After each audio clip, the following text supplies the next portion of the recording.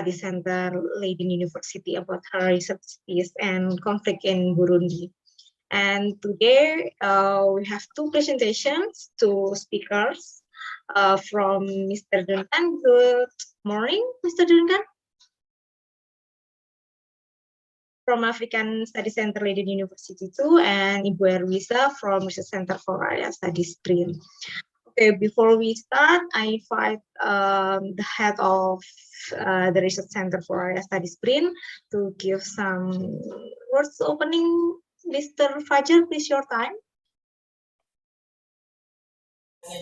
Okay, thank you, Lala, and good afternoon, everybody. Thank you for joining this webinar, and welcome, Duncan, from Leiden, and also Professor Erwisa. And I would like to, first of all, thank you for your presentations today. And as Lala already mentioned, this is the second series of our African Roots webinar, which is co-organized by the African Studies Program of the Research Center for Area Studies and also the African Center of the Leiden University. So that's why I also would like to thank you, Lide Wide, who is helping us to develop not only the webinars but also the African Studies Program at the Center for Area Studies at the Indonesian National Research and Innovation Agency. Just to give you a brief introduction, what we do at our center, for those who are not really familiar with the research center, and also probably this is a new information for Duncan. And the Research Center for Area Studies is supposed to do research in area studies and producing area studies knowledge. So that's why we have in our center, there are three major divisions. The first one is the European and African divisions, and the second one is the Southeast Asia division, and the third one is the Asia Pacific divisions. So within that divisions, we have a number of projects related to specific countries, such as under the Asia Pacific division, we have been conducting a research project in China and also in Japan. Also under the Southeast Asian division, we have been conducting research in Southeast Asia, and especially Malaysia, Thailand, Laos, Cambodia, Vietnam, and so forth. So what we do, what we want to achieve in our center is just if you're familiar with like international research centers such as the ISIS in Singapore, also or probably Max Planck Institute in Germany. So we would like to become a place where people from all over the world come to do research, not only Indonesia but also other countries. So that's why this webinar series and also this African Studies Program is one of the platform that we provide for scholars interested in African studies to come and join and discuss and develop some ideas for research, maybe for workshop and so forth. So that's why we are very welcome and very thankful to Leiden University to have been helping us, especially for developing our African Studies Program. And actually, we are looking forward working with Leiden University in other areas also. So that which will be the next program that we will have to discuss between BRIN and also the Leiden University. So yeah, without further ado, and I think congratulations for the second series, and I also look forward for another and more webinars, not only webinars but also maybe concrete research project developed as a collaboration between Leiden and the Research Center for Area Studies. Thank you and good luck and enjoy the webinar. Back to you, Lala. Okay, thank you, Pak Fajar, Bapak Ibu, ladies and gentlemen. Mr. Helmi, Mas Helmi will lead this webinar as a moderator. Mas Helmi is our head of our team in African Studies in Research Center for Area Studies stream. He is an econom. So, Mas Helmi, please, your time. Thank you, Lala. Also, Pak Kapus, Pak Fajar.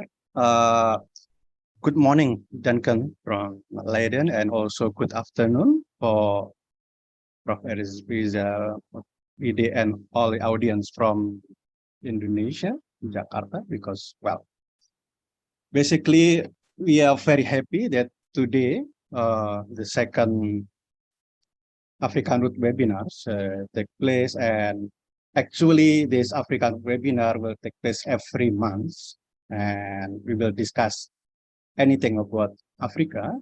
So, and we're trying to bring together scholars from Asia, Africa, also from Netherlands and beyond, and from all over the world.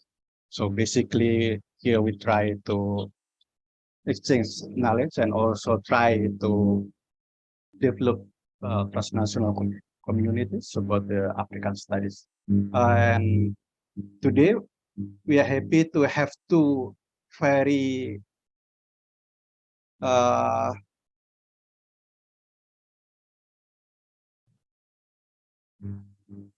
we have two historians that is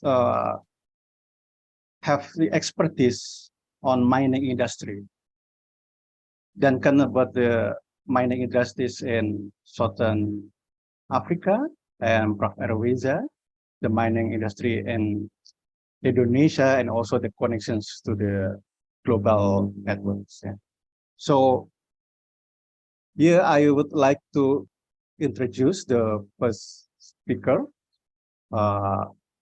Duncan Mane from the African Studies Center, Leiden. He is a historian focusing on Southern Africa and the mining industry. He is the author of The White Mine Workers on Zambia's Copperbelt and the co-editor of Rethinking White Societies in Southern Africa. And also, he just published his current publication is Born with a Copper Spoon, A Global History of Copper. He will talk about the imperial legacies and global connectivity of mining in Southern Africa. So, Duncan, please, time is yours. Thank you kindly for that introduction, Helmi. I'll just share my screen.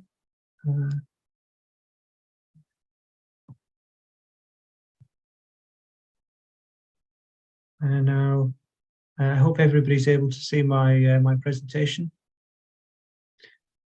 So I'll be speaking to you this afternoon about how legacies of imperialism and colonialism have shaped the mining industry in Southern Africa. And I want to talk about that colonial legacy in two senses. The first in terms of the experiences of people who actually work in the industry, and a lot of my research focuses on labor and experiences of work, and secondly, to think more about the orientation of the industry and where its kind of global connections lie.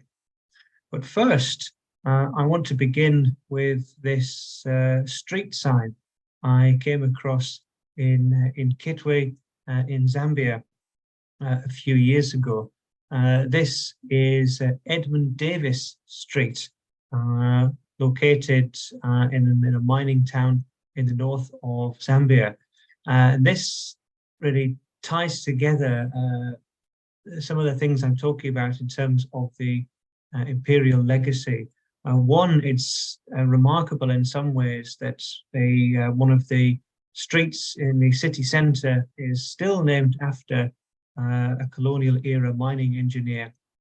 But this Edmund Davis was a mining engineer and financier, not just in colonial Zambia. He also worked for several years and ran mines in South Africa, and also in Malaysia and Australia. His career trajectory took him through mines in an imperial space between what are now former territories of the British Empire, and in each of these places, the mines that he established and which he was involved in, I think had certain kinds of similarities in how they were structured for people who lived and worked in them, whether these were people in Southern Africa or people in Southeast Asia. Now, the links between what we might see as mining and colonialism are really very well known.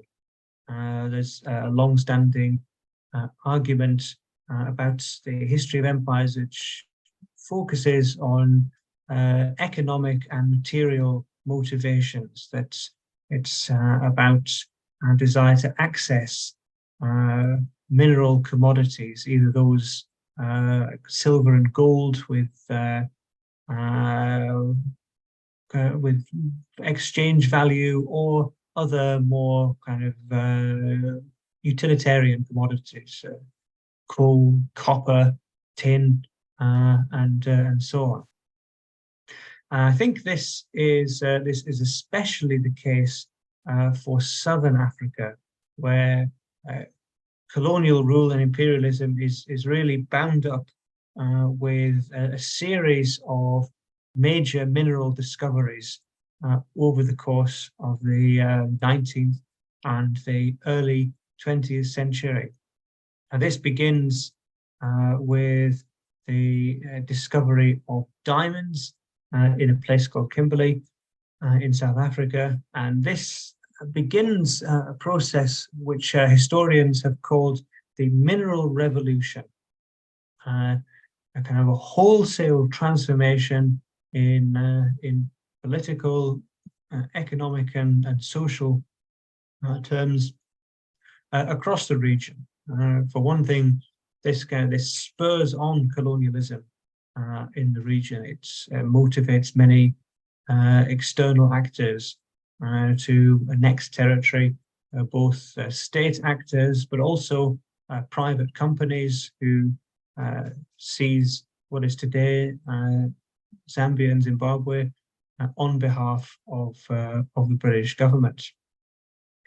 This continues after diamonds are discovered in South Africa. There's kind of a regular, almost routine series of discoveries of large mineral deposits across the region. Perhaps best known after diamonds are the discovery of the largest gold fields in the area around what is now Johannesburg and Pretoria in the 1880s. But this is followed as well by coal, copper, diamonds elsewhere, and platinum. And countries in Southern Africa have since that time been among the world's largest producers, or the single largest producers of gold, of diamonds, platinum, and of copper, and among the world's largest coal producers. So we can see here that these kind of mineral discoveries precede the almost comprehensive colonization of the region, and it's hard, I think, to imagine the way that colonialism unfolded, both in its speed and its kind of comprehensive nature across Southern Africa, without these kind of mineral discoveries. I think the map and our present day situation would be quite different without it. I think as well, what's crucial to note is that almost all of these big mineral discoveries took place during or immediately before the colonial period. There's really only been one big mineral rush since political independence, and that was the discovery of diamonds in Botswana in the 1960s. Everywhere else, this process was bound up with colonial rule. Now, so I want to turn to the first question I raised, which is, what is the legacy of this? And the most obvious legacy, I think, is the built environment and infrastructure. In many ways, we can look at a lot of the infrastructure in Southern Africa as kind of classic colonial infrastructure. And by classic colonial infrastructure, I mean that it is constructed from a site of extraction, e.g. a mine or a plantation, to a port to facilitate the extraction of resources and their swift export to external markets. Whereas we might think of kind of a less colonial distribution of infrastructure, connecting up population centers or facilitating movement. Whereas the infrastructure across Southern Africa is really built to move commodities, and this infrastructure network, which is pictured in this map, was largely constructed in the early 20th century at what could be seen as the height of colonial occupation, and remains the case today. The only other route that I think postdates colonialism is the rail line you can see going up to Dar es Salaam in Tanzania, which was the first major infrastructure project by China on the African continent, the Tanzam Railway in the 1970s. So you have here a strong legacy of infrastructure from the colonial period that's then, once it's in place, is very hard to alter. Infrastructure is very expensive and difficult to change, I think, once constructed, and the impetus for the building of a lot of this was the initial mineral booms, and with few exceptions, there have not been subsequent mineral booms since political independence. And so the road and rail network remains largely as it has done from the colonial period. The second, I think, long-standing legacy are in labor relations in the mining industry, and I think here this bears the kind of the construction of the development of historically oppressive labor relations in the mining industry. I think has some relation to how labor relations developed in the mining industry in Southeast Asia, but this is a point far removed from my own research interests. So that's simply kind of informed speculation. So I'd be interested to hear from others on that question. going back to Southern Africa, labor relations were tied to long-distance migration, usually because, well, many mine sites were established in areas remote from existing populations and under political systems in which Africans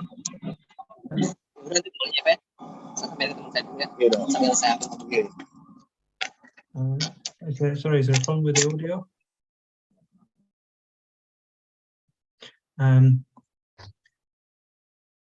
This tied in migrant workers into systems in which they did not have political rights or labor rights, and came under systems of tight controls. What you have pictured here are workers who were housed in a diamond compound in the early 20th century, which they were not able to leave from. So they were housed at the work site for the duration of their contract and kept in what were essentially prison-like conditions to stop them from escaping, even to the extent, as you can see in the picture, that there are nets over their heads to stop them even climbing out over the walls. I would suggest that if you are in a situation where you have to ensure your workers cannot climb over the walls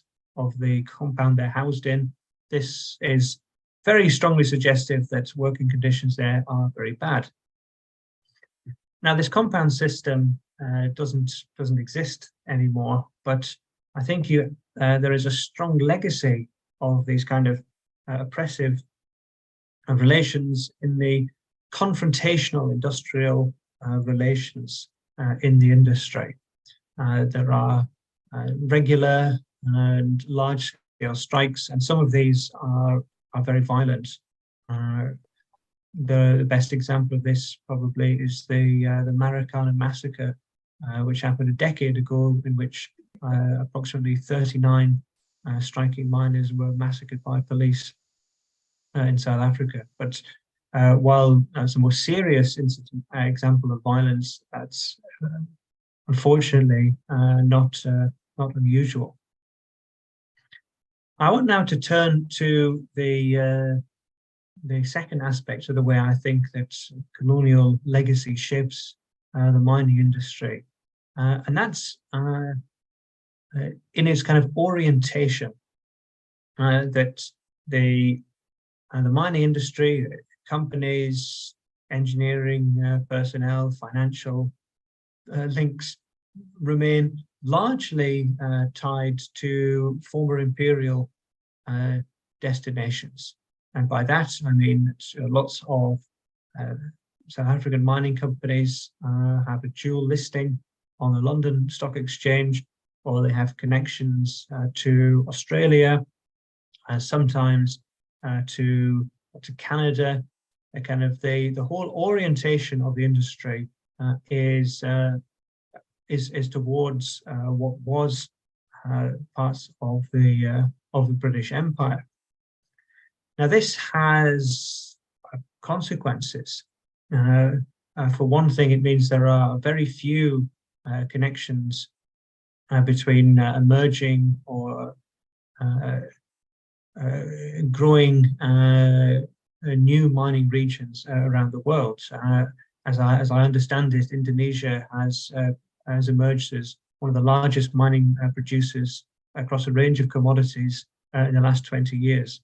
But there are almost no industrial, financial or commercial links between Indonesia and Southern Africa, as far as I'm aware. There were previously attempts to kind of forge these what might be seen as south-south links, links across the former colonial world in the 1960s and 1970s after independence. And a lot of people, increasingly, I think scholars are turning their attention to this. For example, and Helmi kindly mentioned our new edited collection, Global History of Copper. And one of the chapters in this book looks at the experience of Papua New Guinea at when Papua New Guinea became independent and began developing a copper industry, a Panguna mine, they tried to study what Zambia's copper industry had done at independence, and to exchange information there and to establish links. And at the same time, the newly independent Zambia and neighboring Congo had tried to establish a producers' cartel of copper, along with producer nations in Latin America. And this, well, you don't hear about this very much today, because these efforts disintegrated with the collapse of metal prices in the 1970s and 1980s, and then have not developed further. And I think this is one reason why the industry remains kind of orientated towards imperial and colonial patterns of investment and commercial orientation. Now, I'm conscious of time, so I will leave things there, and hopefully we can have plenty of time for questions. And I look forward to the discussion, and especially for any reflections and questions if what I've been talking about in relation to Southern Africa has commonalities with historical experience in Indonesia or other parts of Southeast Asia. I'm looking forward to learning something on that. Thank you for your time.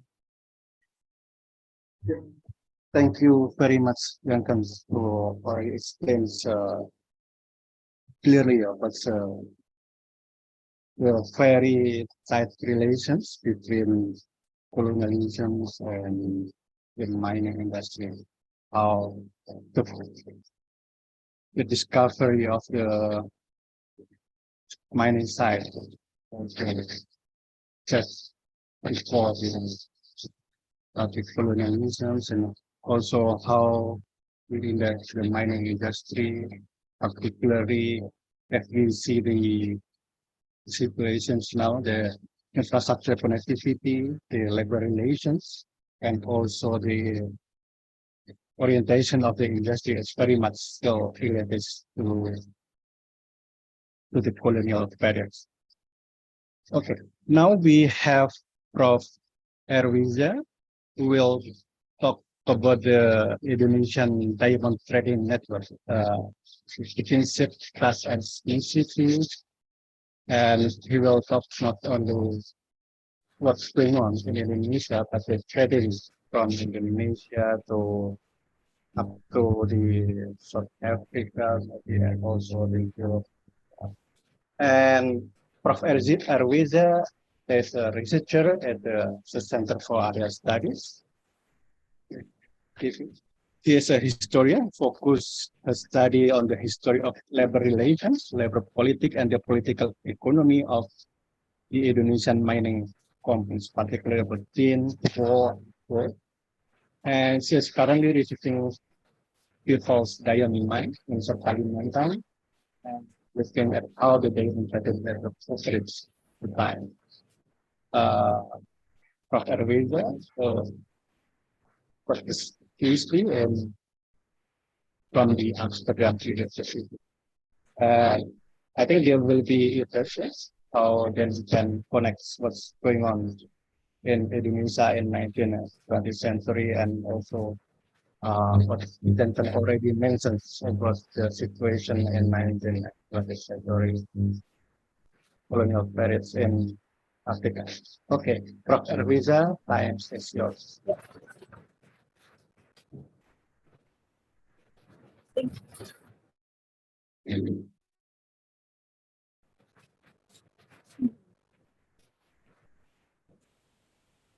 Thank you very much for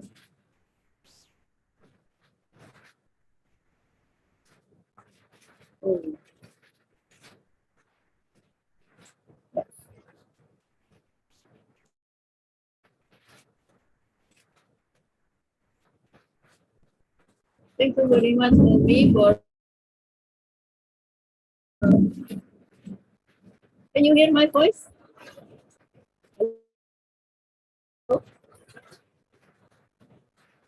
Hello? Hello? Yes, we hear you. Oh, okay. Thank you, Homie, for giving me time to present my paper. This is my paper is about the Indonesian diamond network.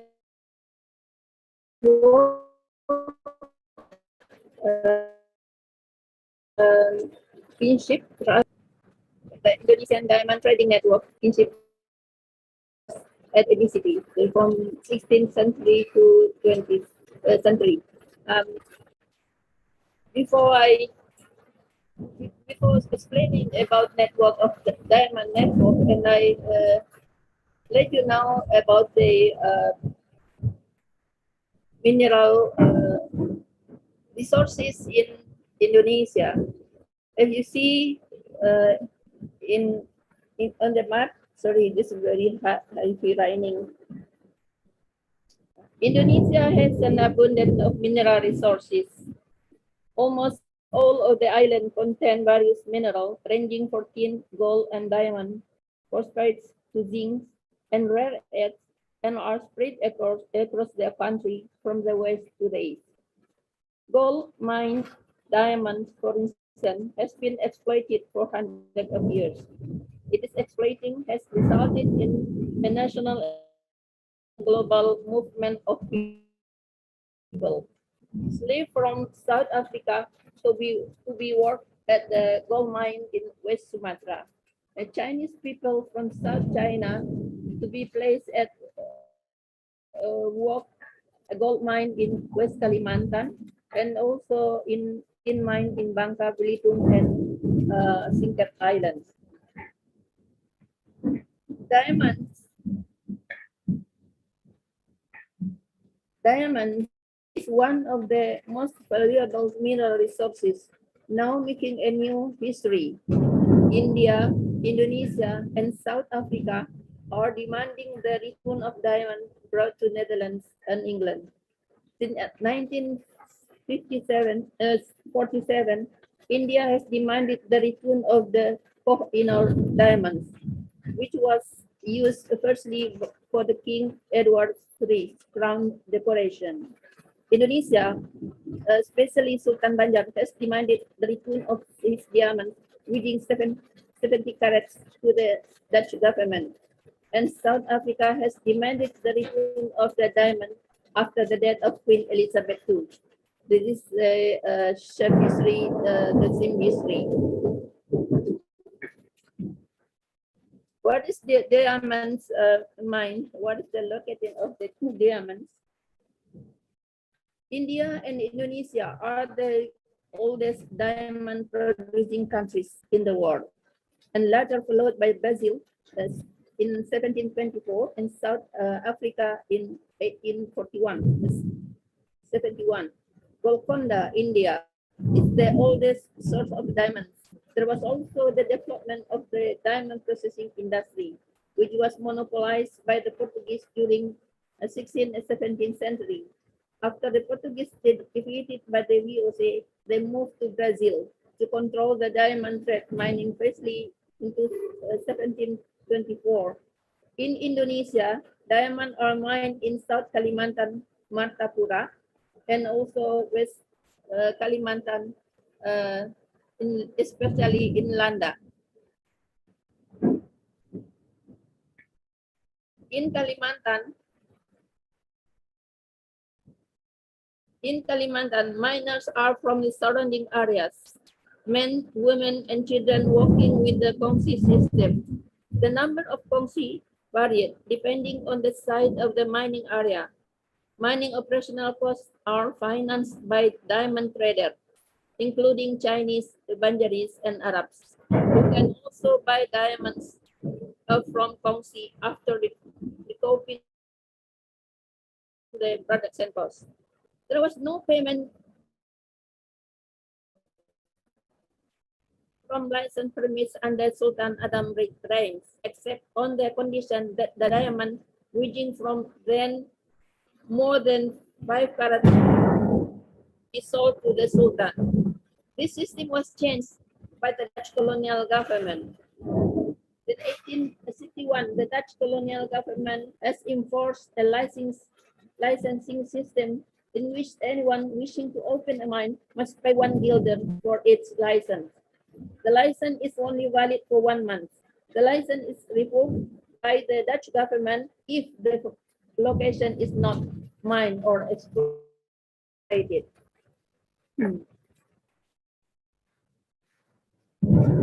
Diamond mining is done by both local communities and also mining companies.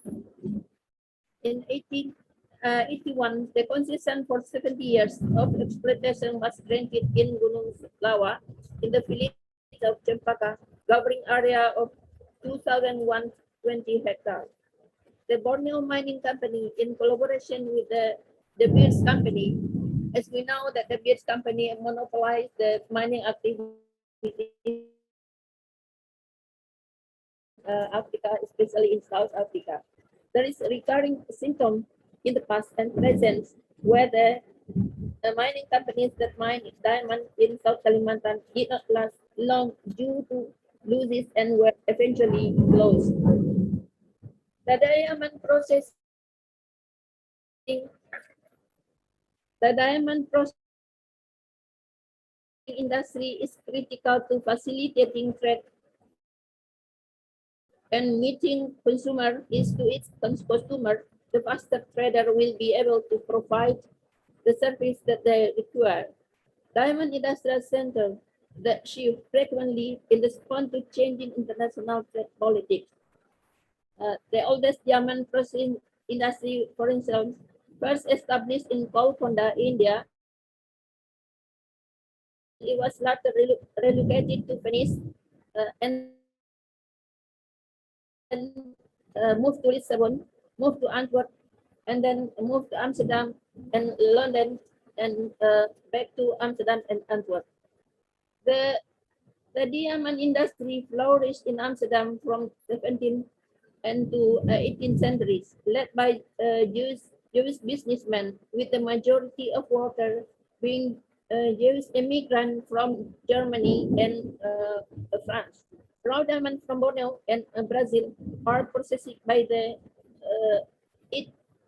68 processing industries located in Amsterdam until the early 1920s. Also, there are many diamond processing industries in some of the mentioned above.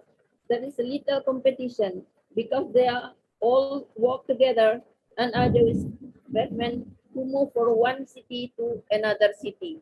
There is also collaboration between the Jewish community in Europe.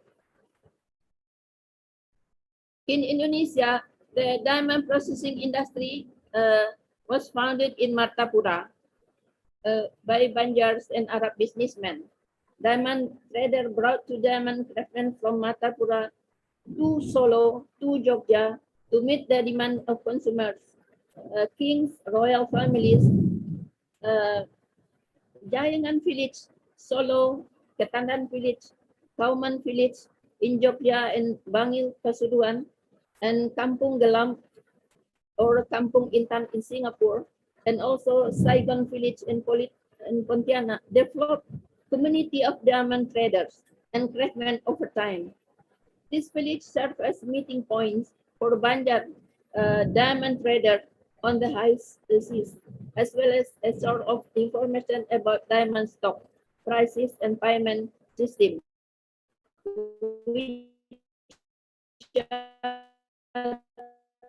typically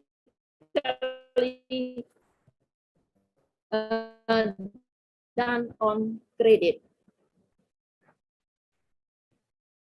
Banjar village in other cities are copies in Islamic tradition, a mosque, Islamic boarding school,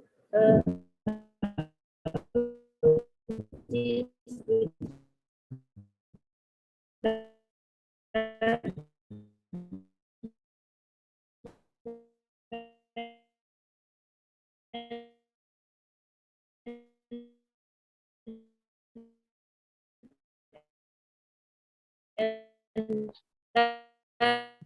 We lose your voice, Prof. Your voice is. valuable. Hello? Hello, your voice. Yeah. Okay. Hello? Yeah. Yes, yes. Okay. The Yep. question is Okay. why do people want to own a valuable precious stone? Desire to have diamond. Diamond are thought to possess the magical power that can cure disease, protects people from harm, and bring good fortune. Diamond is also known as the stone of reconciliation because it is thought that to be capable of reconciliating husband and wife. People are willing to swallow the stone because they believe it has extraordinary power. Diamond is a symbol of power. Therefore, the king desired diamond for crown and jewelry, as we see in the pictures. This is crown for Sultan Ternate, crown for Sultan Kutai, and then crown for Sultan Banten, and a lot of diamond in there. Sultan wore a lot of diamond on these clothes to show off his wealth. The king of Seberang, Raja Bungsu from the kingdom of Johor, wore a silk tunic with diamond rings on his finger, the estimated value of which was 25,000 guilders. VOC officials were astounded by King Seberang's attire while he was doing a diamond business with VOC officials on his ships at Batu Sawar and Johor. Sultan of Banjar and wife preferred to show off their diamond collection to foreign guests. This is mid-19th century.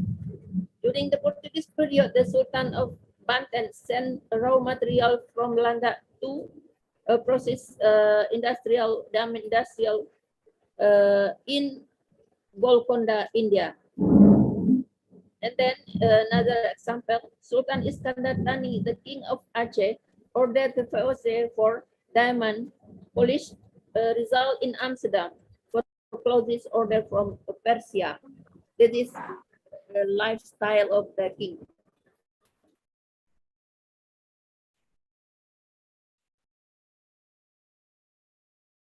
The desire to have diamond changes over time in relation to changes in the meaning given on diamond. These changes could be brought about by the promotion of the use of diamond by producer.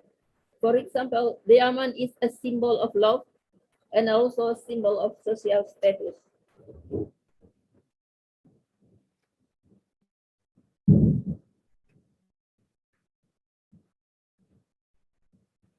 This is related to the emergence of the desire to have diamond of jewelry among the wife of the VOC officials in Batavia.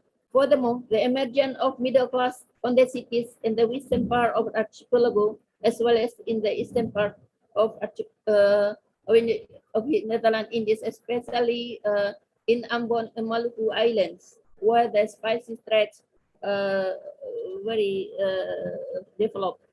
Was very developed during 17th and 18th century. Then the word of diamond also is used for the people's name, business name, institution names, street names, indicating the wider people knowledge about diamonds. The Beers, for instance, Jewish is a family company that control diamond mine in Africa and also the global diamond market, succeeded in creating new consumer tastes in the 1940s by campaign that diamond is forever. This was a successful campaign. Diamond consumption is increasingly around the world because the people buy diamond jewelry for several occasions, such as engagement and wedding, As a result, the owner of the company reversed that diamonds were a luxury item of great value rather than a commodity. I've heard from interview between the director of beer companies last week, and he said that he didn't want to say a diamond is commodity, but he said diamond is a luxurious item.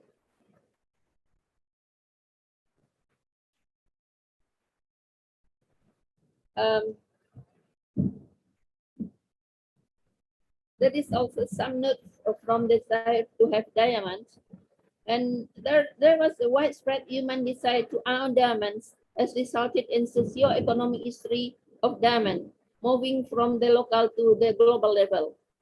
This, for instance, history of conflict, history of conquer by Mataram, by Demak, by Banten, by Johor, by Siak over the kingdom of Banjar, Landa, and Sugadana, as well as history of Banjar diaspora of various cities on the Indonesian islands of Java, Kalimantan, and even Singapore and Mecca. The Sultan Banten, for instance, conquered the Landa kingdom in order to gain control of its diamond, in order to trade with the Portuguese, British, Gujarati, and Persian traders at the trading port of Banten.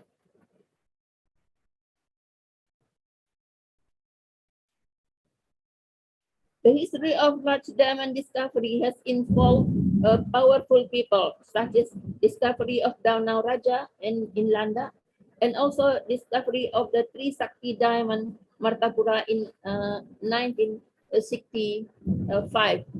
There is still a complaint from the ex-diamond miners where the diamond that they found in 1965, and I found documentation that there is the diamond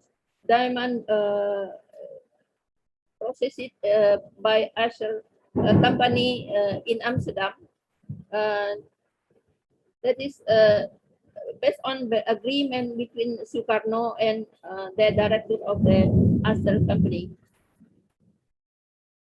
The story of Trisakti diamond discovery has many actors, beginning with Sukarno, who was hired by Bank Indonesia and the director of the Asher company in Amsterdam, as well as the sad story about the 40 Martapura miners who discovered diamond. The following section I will look up for history of trade. Diamond. According to Hikayat Banjar, diamond is commodity that was traded between the Hindu kingdom and Surabaya before being brought to China. Surabaya traded diamond and other products from the Hindu kingdom in Kalimantan. Many traders from China, Gujarat, Persia, and Europe came to Banjarmasin during the Islamic kingdom of Banjar to buy paper and diamond. Unfortunately, there is no information available on the Kingdom Diamond Report figures. Only after the VOC succeeded in monopolizing the diamond trades in the Kingdom of Banjar and Landa, this statistical data on the diamond export emerged. The VOC monopoly on the Martapura diamond trade was unsuccessful due to the Sultan Banjar's failure for deliver diamond to the VOC. The VOC were forced to close its office in Sultanate Banjar because the diamond trade was losing money. The same thing happened in Landa kingdom, and also happened in 19th centuries. Diamond trade was conducted in contraband during the VOC trade monopoly. This was demonstrated when it was discovered that data on the November of raw diamond held in the Amsterdam auction during the VOC period exceeded the amount paid to the VOC. This means that the diamonds are traded in the shady manner. This illegal trade appeared to have continued until the mid-19th century, when the Dutch government complained got a leg of the large diamond being traded in Martapura. Banjar trader control the diamond trade in Ngabang, Landa, and the processing industry in Pontianak.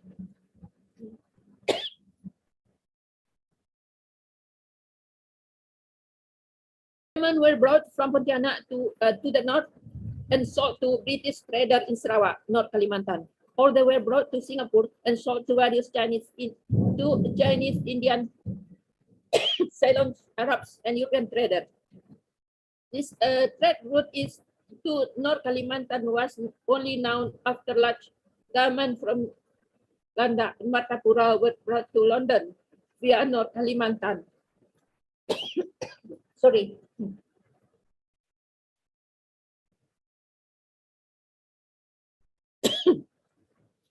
The discovery of diamond in South Africa ushered a new era in Indonesian diamond trade. In 1877-78, Martapura has imported raw diamonds from South Africa to be cut and polished. On the one hand, raw diamond import have a positive impact because they absorb labor force and help to develop the diamond craft industry. In 1897, the diamond industry employed 2,000 artisans, not including those working from their homes. The workforce grew steadily before dramatically during the First World War.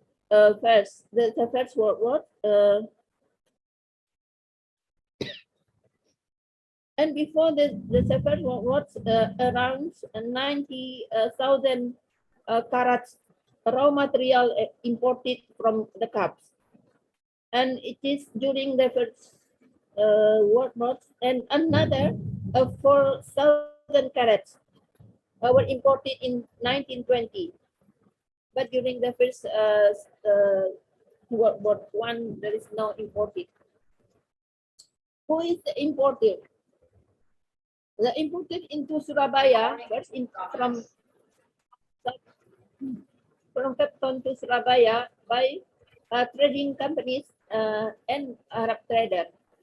By trading companies such as Meritz, Seoul, Wendy, and Co, and International Credit and Handel Vereniging, Rotterdam, New York, and also the Namlo Vennoskap Cohen Reis.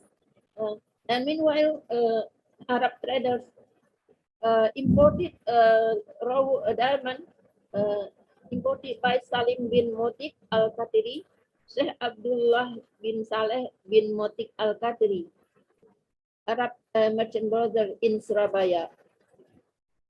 And then they send the raw diamond from Cap were sent to Martapura. And they also, this family also has industrial diamond industry in Pontianak. The import of raw material from South Africa to the Martapura diamond trade, because there is significant price difference. If the price of Borneo diamond around 20 guilder per 1 carat, the price of cat cheaper.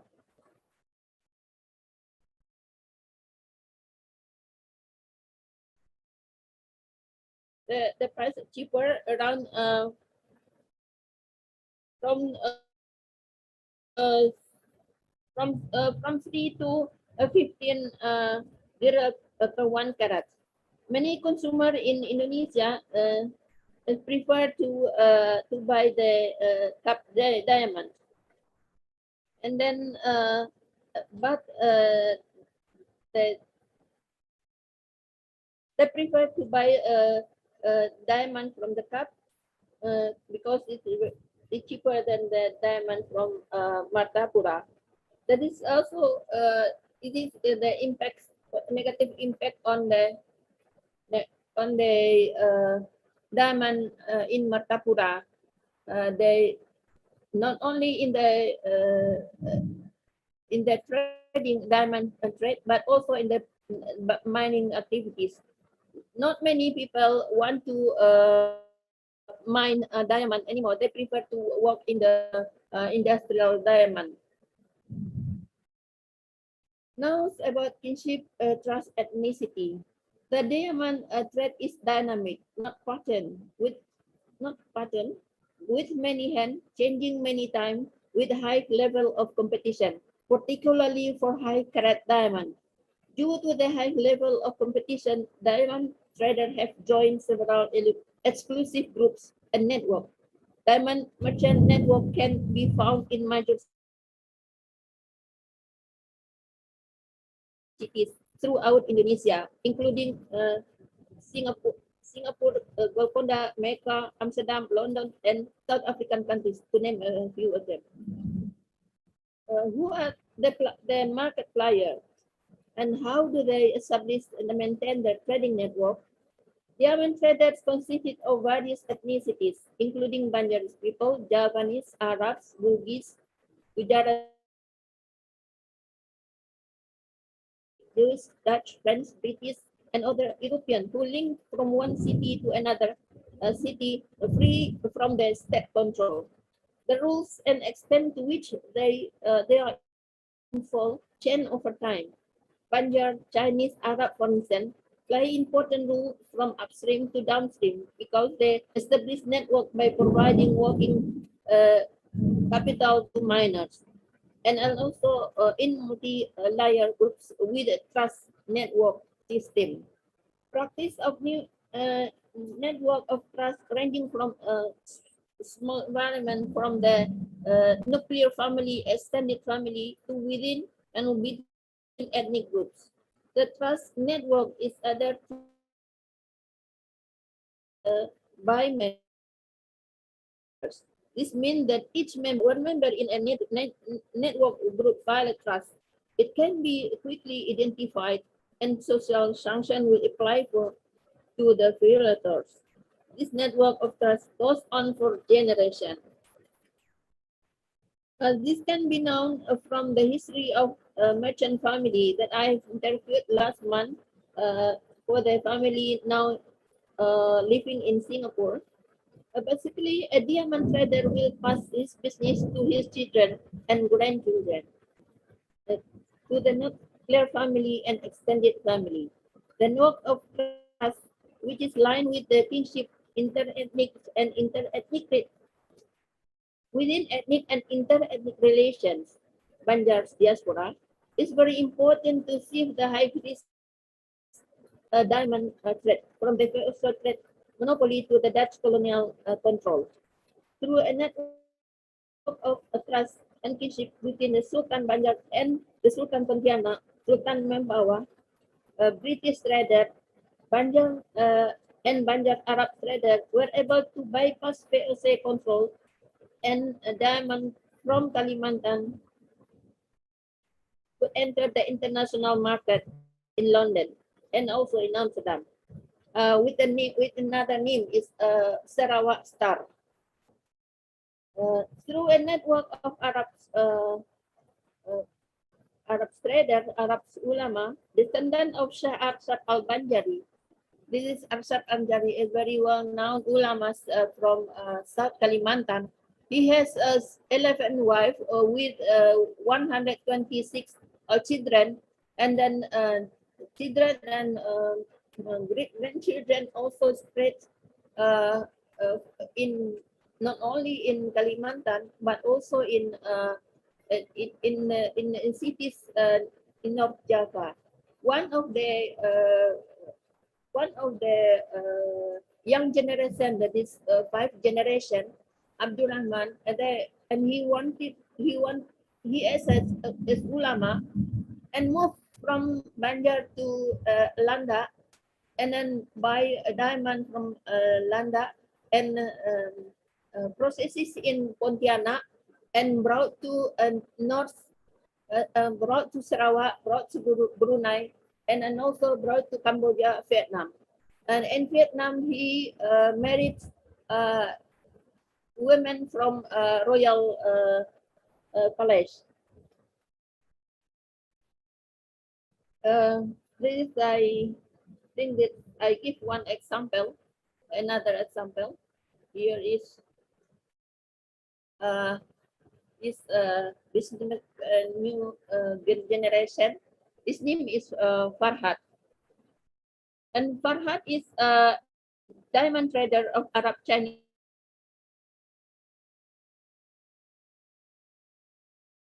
His grandfather, an Arab from Surabaya, to Marapura and married to a Chinese woman from diamond trading family. Farhad is the third generation who continues his family business tradition. He started this business in 1997. Its business network has penetrated the market of diamond in Singapore, Mumbai, Hong Kong, Sydney, Yunnan, Beijing, Dubai, and Dubai. He used the business network of his grandfather uncle, a diamond trader from India. A supply of diamond from outside, such as from India, Antwerp, and South Africa, or diamond export from Martapura are carried out with the credit payment system. It's not contant. This network of belief passed down by Farhat family and Indian merchant families is maintained continuously. In addition, the name of his grandfather and uncle can be seen from his grandfather the road with the family who settled in Banjar village in big cities on the island of Java and Singapore. He has also a house in Surabaya. This is Farhat story. But it's we can left with this also the Haji Muhammad Hassan families married women from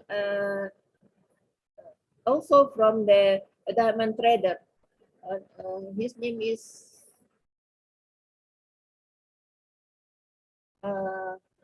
Hajah Mastura binti Haji Ahmad Jamal. Ahmad Jamal is very well known diamond trader in Singapore, and this is Ahmad.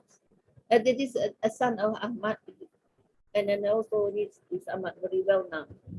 I think as I come to the conclusions, some notes.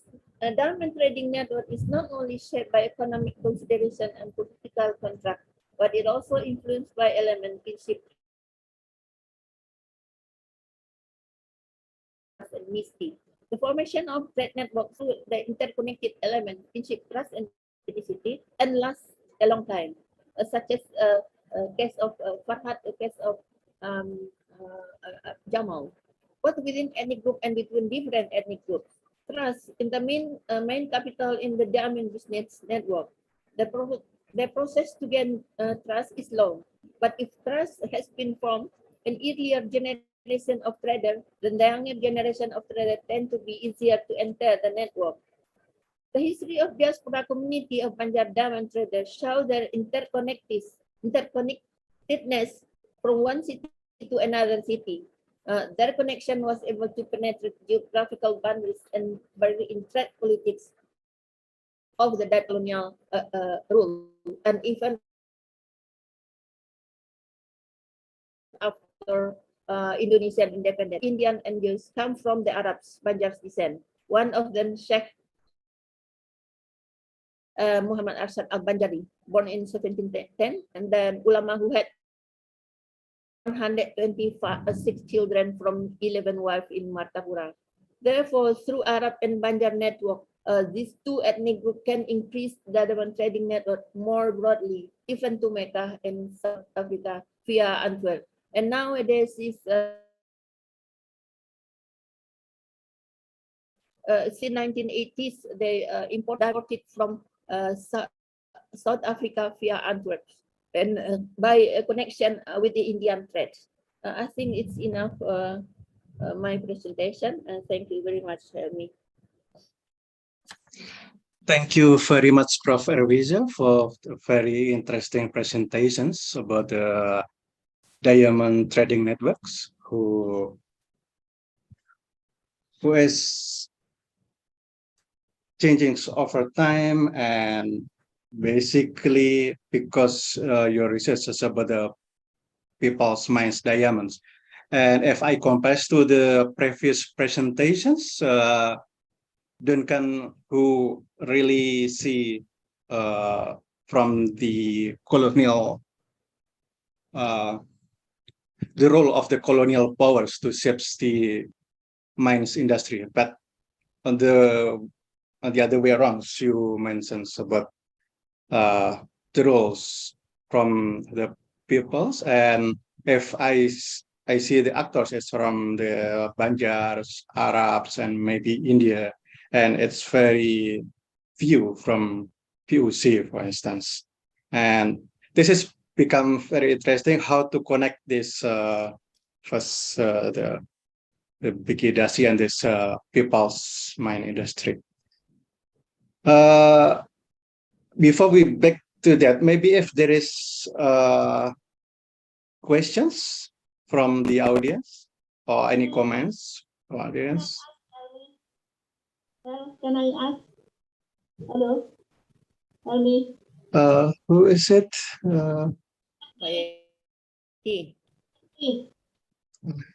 I can see. Okay, please. Okay, thank you. Can you hear me? Yeah. Okay, Can you? Okay, Yeah, I can Please. hear you. my question to Dr. Johnson. So actually, I would like to ask you about the, you say about the infrastructure is the legacy of the mining, right? So it's and my question, actually in Indonesia also we can see, but it's different because like in Kalimantan, for instance, in East Kalimantan, it's not really good in terms of infrastructure because they used to use the river.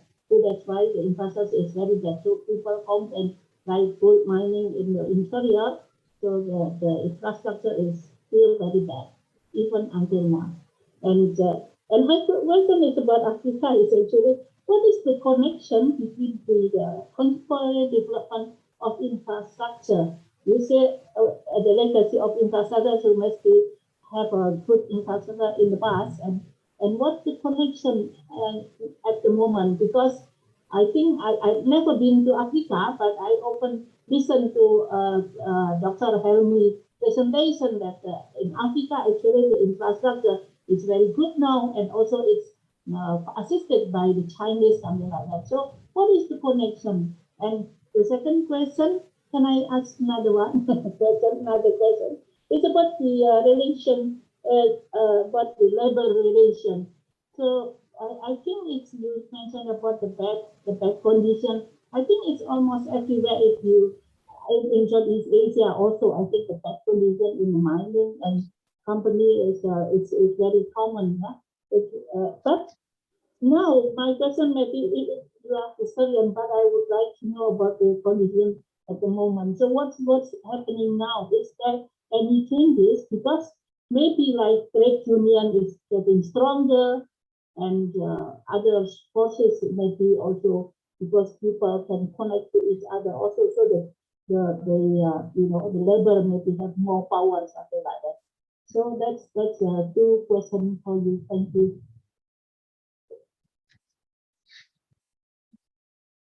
Okay, please, Duncan. Thank you for your questions. If I understand you correctly, there was a question first about infrastructure and then a question about labor relations. So on the question of infrastructure, I think there is kind of a prevailing stereotype that the infrastructure in across the African continent is bad, and that's certainly true in some places. That some countries do have very poor infrastructures, but then that's not universally true. The point I wanted to make is that a lot of the large-scale infrastructure, so road and rail corridors, power lines, and so on, are connected to or basically derived from the large-scale mining industry, and that once that kind of infrastructure is built, it's very hard to alter. It's very hard and expensive for any country to say, well, we will simply make a new road system that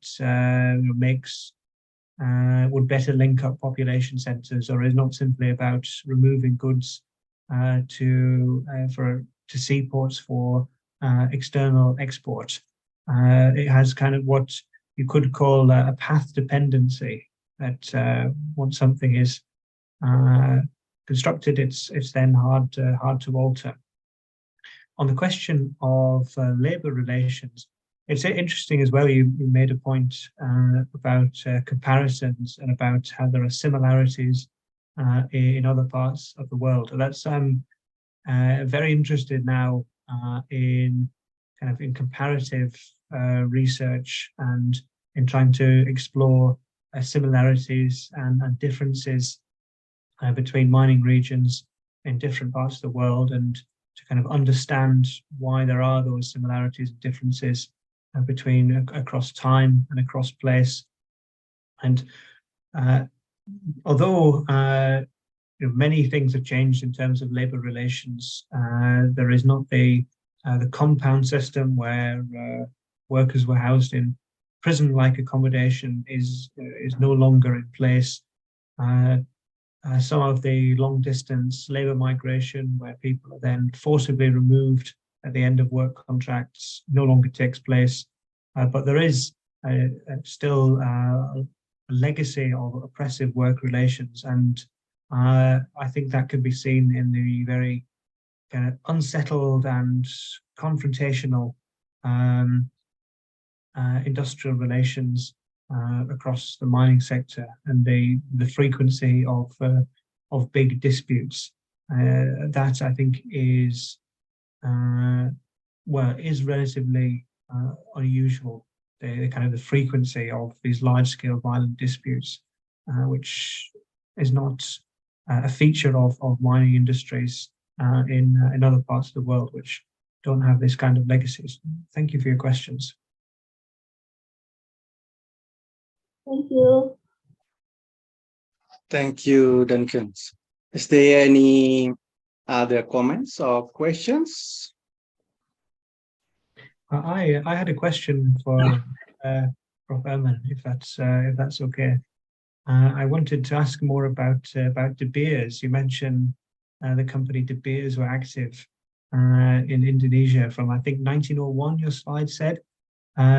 Would it be possible? You talked a lot about the entrepreneurs and networks of kinship and trust. Would it be possible to say more about De Beers? Do De Beers still operate? Are they still active in the country?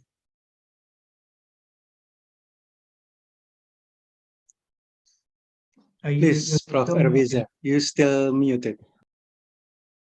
You please unmute. Okay. Can answer your question. Sorry, this is very hard. It's raining here in my house. This about De Beers, and then De Beers is only for diamonds, only for diamond and diamond exploitation, and also for the Axel in Amsterdam, located in Amsterdam, and also owned by I don't know how the relationship between De Beers and outer industrial processing diamond industry in Amsterdam. But I think that it's also the own of De Beers, and but it's only by the end of 19th century, De Beers tried to establish the mining company in South Kalimantan, and then in Landa at the beginning of the 20th century, and especially led by the Meyer Polak. The Meyer Polak is the member of the Tweede Kamer in the parliamentary Netherlands parliament's members, and then try to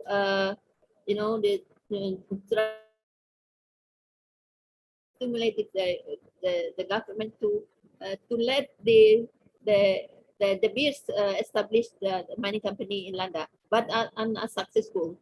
And then for the local communities, such as from the Matapura, they were very hit to the Jewish community. So that's why, and they don't let the beers continuously operate diamond industry in the south of Kalimantan. That is the story of the beers. Yeah, but it's very different from the South Africa, where the beer is as a monopolized all the diamond companies. And then also there is I think this if I can make a judgment, it's sad story for the diamond miners in South Kalimantan, where they exported raw diamond to be cut or to be processed in Martapura, and then the price of the diamond from Martapura very decreased immediately, and the name of the diamond Africa is very cheaper. It's cheaper than the diamond from Martapura, but the diamond from Africa make names of Martapura's diamond. So that's the you know the name of diamond Martapura is decreased. So that's why in 1970s the Dutch colonial government tried to modernize the mining the technology of industrial diamond industry in Martapura. But nowadays again it's in 1980s another competitive trader from Korea, and the Korea introduced a new technology of the processing industry diamond of diamonds, and then now is they can directly access to the mining location and buying a raw diamond from the mine with a very cheaper price. So here is again like before, like South Africans diamond import. Now is the rule. Korean traders also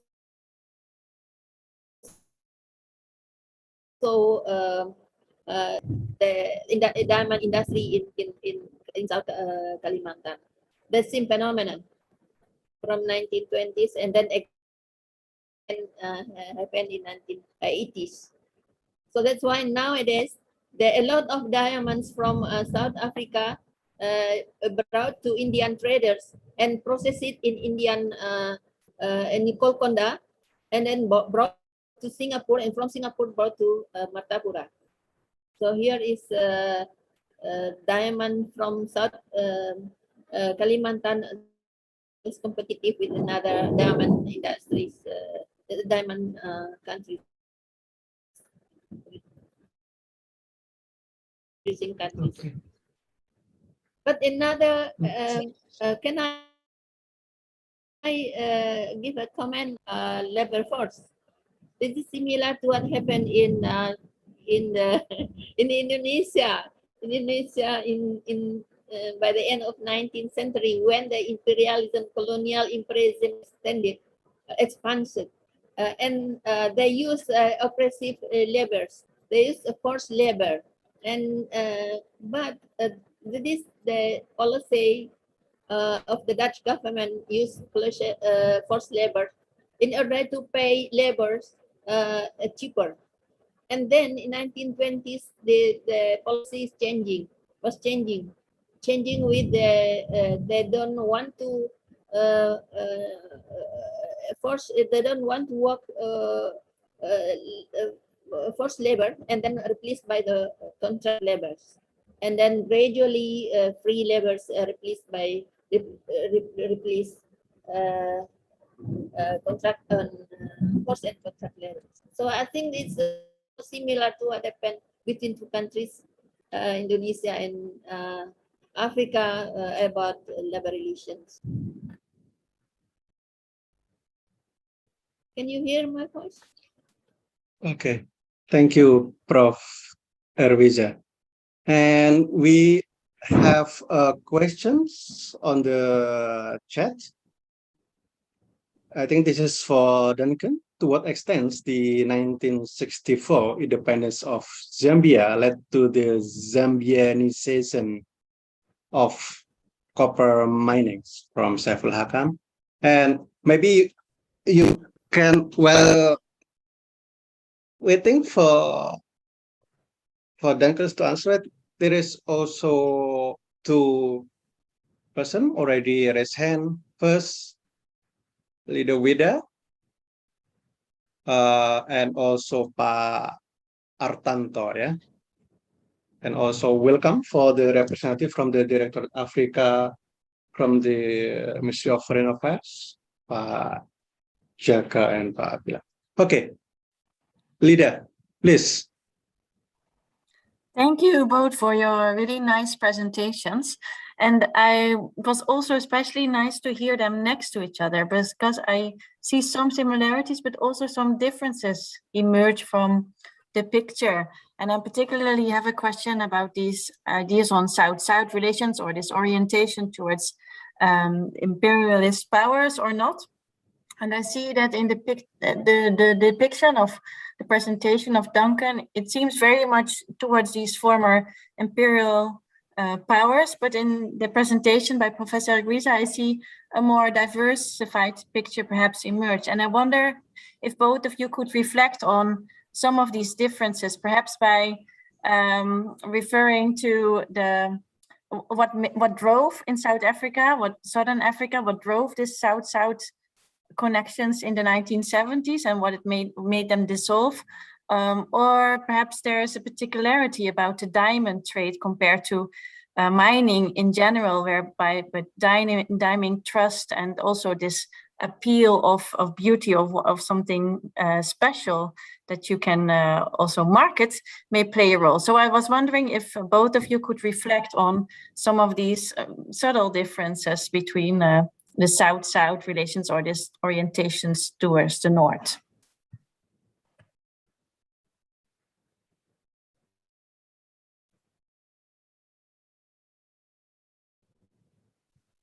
Okay, please, maybe Duncan and then Prof. Erwiza. Thank you for the two questions. I'll address the question in the chat first. So the Zambianization of copper mining is something which took place after Zambian independence, which involved the nationalization of the mining industry and then the replacement of employees in the mining industry with Zambian nationals and the phasing out of migrant labor. Now, in some ways, this is connected to kind of a national level process and the political independence and the end of colonialism, but it also had an important international dimension because other copper producers tried to do the same thing at the same time.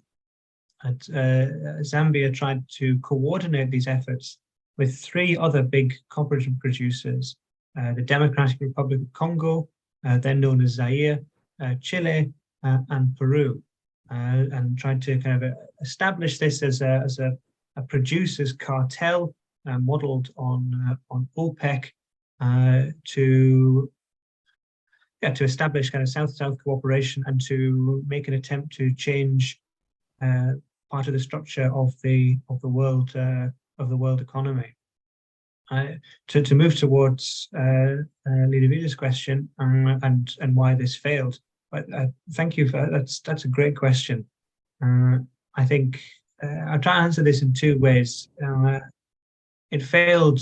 These efforts failed, I think, partly because of a lack of political solidarities meeting economic realities, in the sense that what made sense for newly independent nations, which were dependent on mineral revenues, they wanted to maximize production, especially Chile, but controlling the market required a coordinated effort to to cut production to support prices. So they had, I think, conflicting incentives. One kind of an international incentive to reduce production, and then a national one to increase it. And ultimately, the national triumphed over ideas of international solidarity. On the question of differences between the places, I have to admit my ignorance here that until Prof. Awiza's presentation, I was not aware that De Beers operated in Indonesia, for example. So that causes me to think about, corporate connections a bit more. I would say why this international orientation has remained, it has been different. I think possibly partly due to the commodity, that it's a lot harder to trade large quantities of metal through kinship networks and through kind of individual trading networks. You can do that with a handful of diamonds, but you can't do that with 10 tons of copper. So there's partly that, and there are examples of, I think, this kind of long distance trade and kinship networks in various parts of Southern Africa in the gemstones trade, which is linked to people from Central Asia and to Colombia. So there are perhaps examples of that there, but the size of that economically compared to gold, platinum, coal is pretty small comparatively.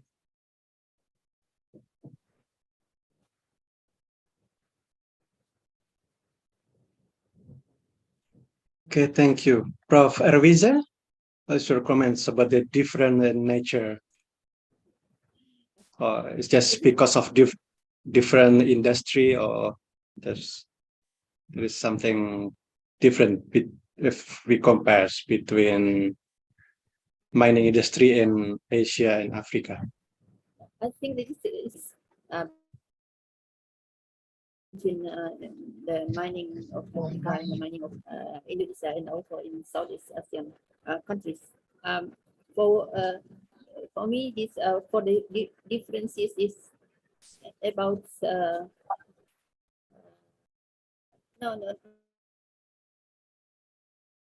differences, the similarities. That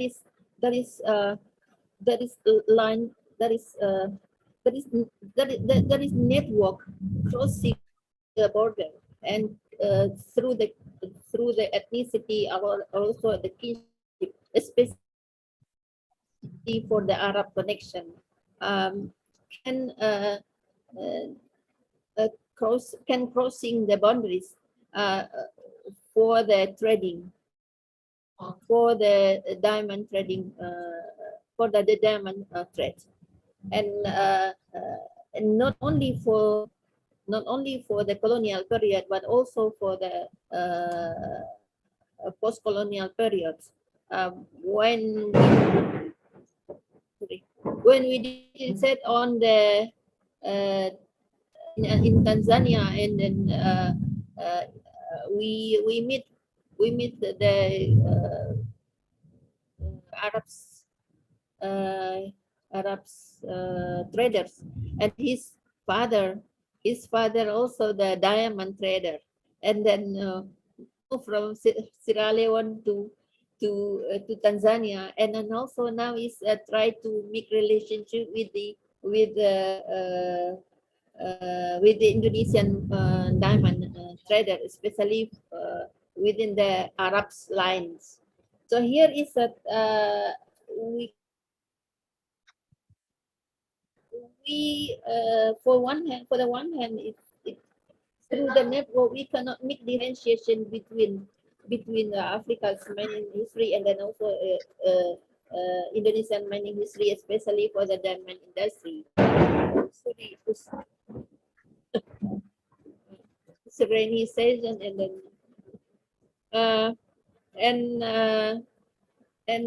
the connection between within Africa and then Indonesia with the trading network of diamonds. There is also in order to make balance the European or colonial power, because if that is talking about the workforce, the worker from Amsterdam didn't want to firstly want to work in the African diamond, in African industrial diamonds, but they they postpone their intention because the payment system is very lower than the get in Amsterdam, and that is why the lack of labor force in South Africa, and then also there is the cooperation with Africa, and then the Indonesia can be industrial diamonds. This is the first one, and the second one is about the differentiation. The differentiation, I do not know about the differentiation about social labor relations, and labor relations change over time in relation to the formation of trade union and political parties. And trade union and political parties can make it the working class sadar ya, working class aware of their fates. And in 1920s, in 1930s, the function of trade union is very important. But I do not know about the Africa, so that's why I cannot make differentiation between because I'm still learning. I've been still learning about the labor relation in Africa, and then just only listening your presentation, and now for the current situation, together with Print Earth from London, and we can make comparison between the tin minings done by the people, and then in Indonesia, in Bangka Belitung, and then tin mining in Congo, yeah. In Bangka Belitung, this that people tin mining give a benefit for the local economic development, but not happen in Africa, especially for the tin people tin mines. This I'm talking about the people tin mines. So the rest is I cannot give answer to with lady with differentiation between Africa and Indonesia. I have to learn Africa more from Duncan. I think that we can. I think that we can learn each other, and then after that we can make differentiation of make the similarities about two countries. So I cannot answer it. Sorry, lady. I expect me. I cannot. Okay, I think this emphasizes the need for the collaboration. Yeah. Yeah, Okay. that is very For the important. Okay, there is Pak Artanto who already raised hand. Please, Pak Artanto.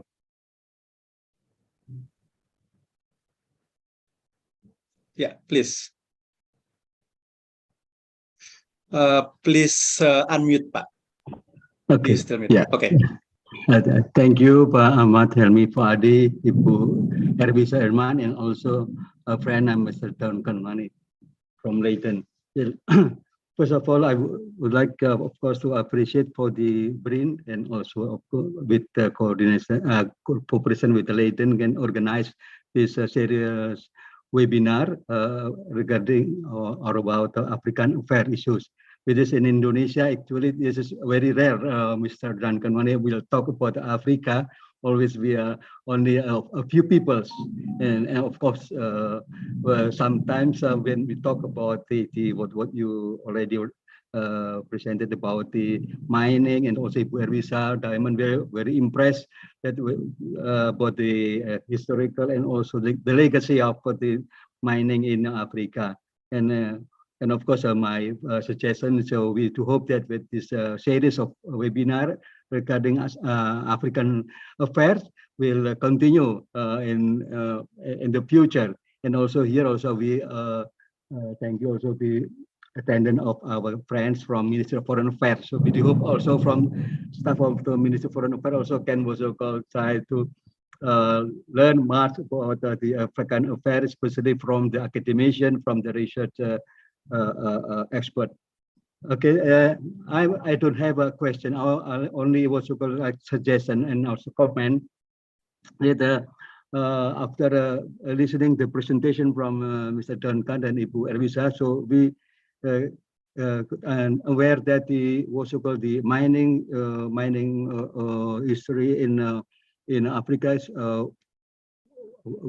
mean it's a very long history about regarding the colonialism and legacy and imperialism, and so, and also with Ibu Erwisa also, we thank you for the presentation about the how the especially the diamond, was so called industry diamond, was so called handicraft, and relating with the labor in Indonesia also has relation with the foreign countries, ethnic and still we're continuing up to now.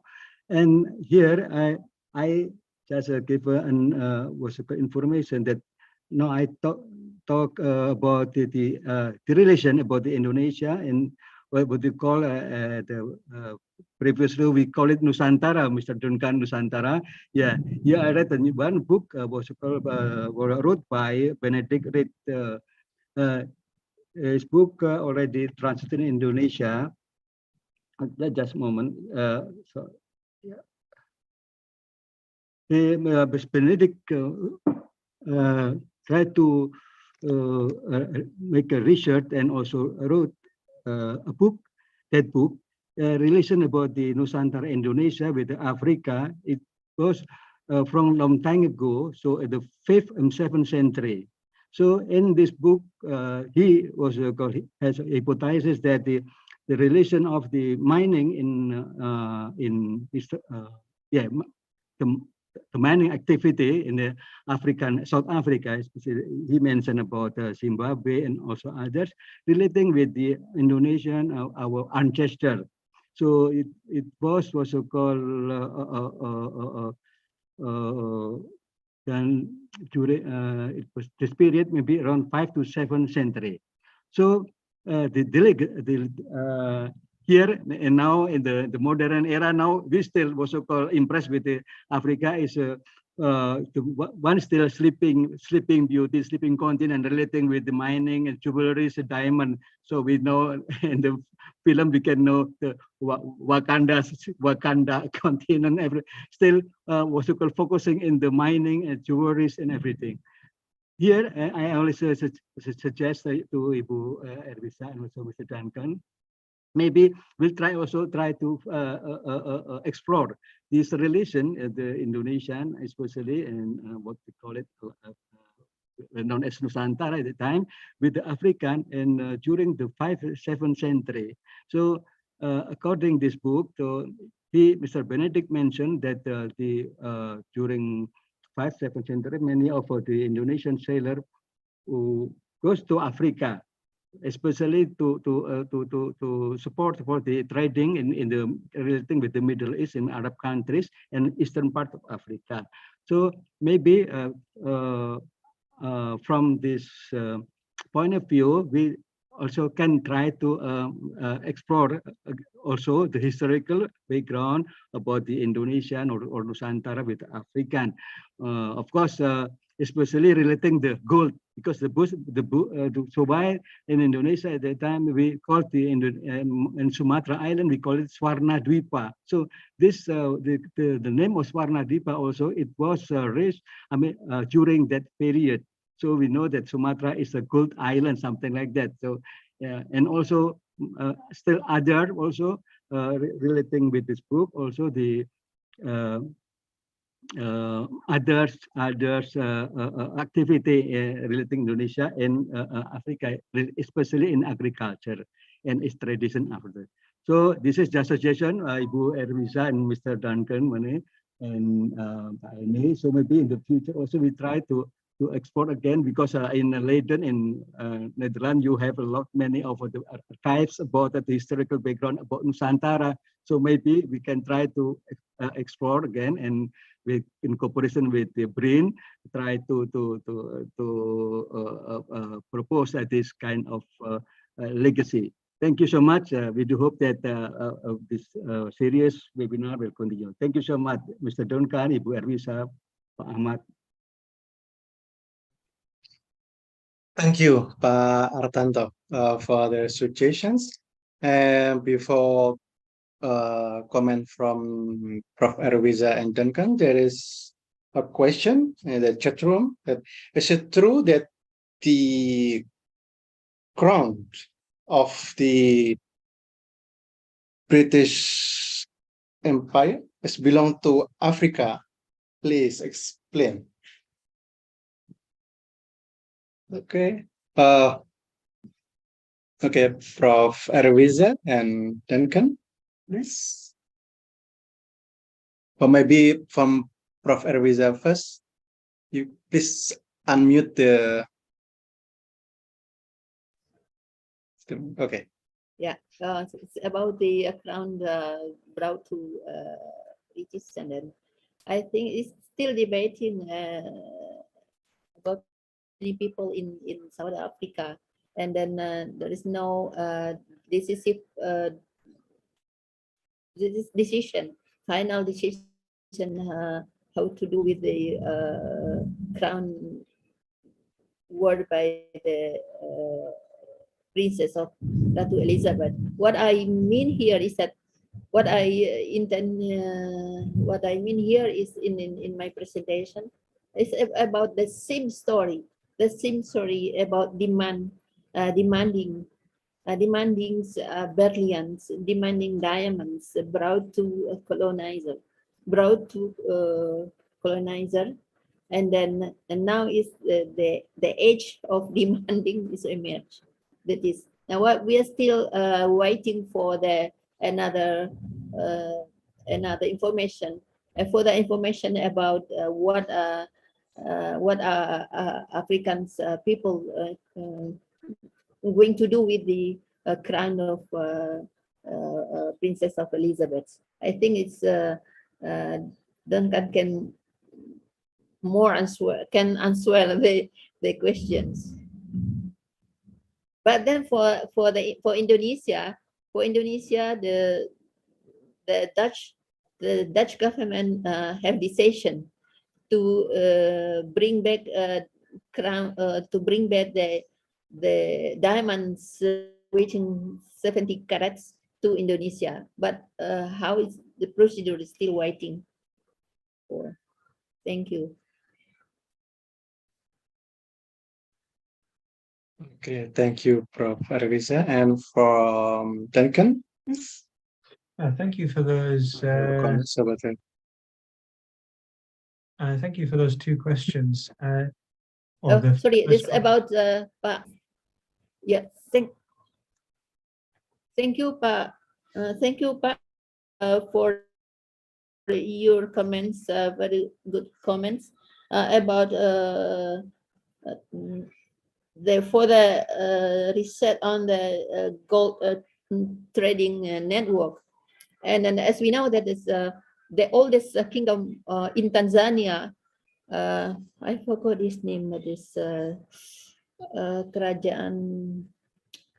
This the old kingdom is established in 13th century. It is similar to the kingdom of Aceh, and then the main source of the kingdom is gold trading. Gold trading, and then gold trading produced in Zambia and exported. And then for the Indonesia, especially for the during the Sriwijaya kingdom, they sailed to also to South Africa to the and then trading with the old kingdoms. So we still do not know about the trading network of the gold between Africa and then Indonesia, but still interesting to be done. The research had to be done for the future. Thank you, Pak. Okay. About jewelry, and up to present, this South Africa still depend on jewelry produced produced by Indonesian craftsmen. That is very interesting. But I do not know. We still do not know about the use of diamonds produced by South African mining or by Tapuran. We still do not know about that. But the dependence of the South African on jewelry produced by Indonesia is still there. Thank you. Okay. Thank you, Prof. Erwiza, for the explanation. Please, Duncan. Thank you for the two questions or comments. Firstly, on the question of long distance trading networks for a long time, yes, you're exactly right, and the book is correct. Mining and long distance trade has a very, very long history in Southern Africa and around the Indian Ocean. And gold and also copper was extracted and traded from at least the 7th century. I think possibly before that as well, although this, I'm mostly a historian of more modern periods, so this is a bit outside my area. But yes, you're exactly right that societies across Southern Africa exchanged in long distance trade for centuries. The question as well about the British Crown. The diamond in the British Crown, I believe, is from South Africa. I think it's the Cullinan diamond, which was unearthed in a mine in South Africa and was gifted to the British Crown, but gifted during the colonial period. So it's a jewel of immense value and considered very beautiful was given for free. And I wonder if the people who actually dug it out of the ground were ever paid for it. I suspect not. Okay, so thank you very much. It's almost 5. Maybe we should finish this webinars. But before that, maybe you have something to say for Prof. Erwiza and also from Duncan about the sessions as in the next project.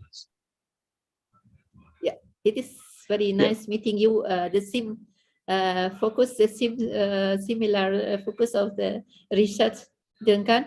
And then I think that we can collaborate for the future about the comparative studies, African and Southeast Asian countries. I think especially in the history of the mining history, whether focusing on labor relations or legacies, imperial and legacies, or trading, mining network, or in other topics. I think I believe that the collaboration will be fruitful for the future within Leiden University and then BRIN. Thank you. Nice meeting you, Duncan. Well, thank you very much for the invitation to join the webinar and present. And it was a pleasure to meet you and hear about your research as well, Prof. Erwiza. Yeah, there's lots of, for me, unexpected similarities, and I learned a lot from your presentation. Thank you again. Okay, so thank you very much, and we really appreciate from your presentations, Dr. Duncan Mani, and also from Prof. Erwiza. This is a very interesting conversations, and I'm sure there's a lot more to be explored about the topics about this mining industry, and hopefully it can trigger new exchange and collaborations for the future. And thank you very much, and thank you very much for the all audience who join us till the end, and also all the people who make this possible: Bundan, Lala, Upi, Fikri, Fatma, and all of these people who helped this seminar happen. I think Lydie already left before. We really appreciate for her help, and also from okay, thank you very much. Hopefully these seminars can bring more collaborations and future network. Thank you very much for everyone. Thank you. Good afternoon and good morning. Thank you. Have a nice weekend. Thank you very much. Nice Enjoy